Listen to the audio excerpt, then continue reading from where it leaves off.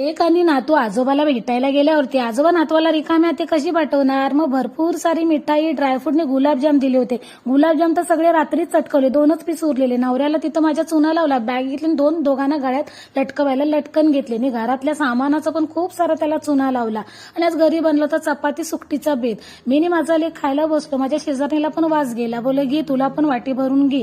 मस्कतला पण आम्ही एकीमेकीला देतो. तुझ्या घरी काय बनले विचारतो. नवरा आला किचन मध्ये, बोलतो माझी बायको उशिरा उठून जेवण बनवते. त्याचं असंच चाललेलं. मग त्याला पण प्लेट लावून घेतली. त्याला पण सुकट पाहिजे होती. हे रात्रीचे चणे शिल्लक होते. बोले घे, हे सगळे तुला निकवून गाळून मी तुलाच देते, ते तूच खा. माझ्या लेकाने एका साईडला पाण्याने तुडुंब ताट भरला आणि नवरा जेवायला बसला होता.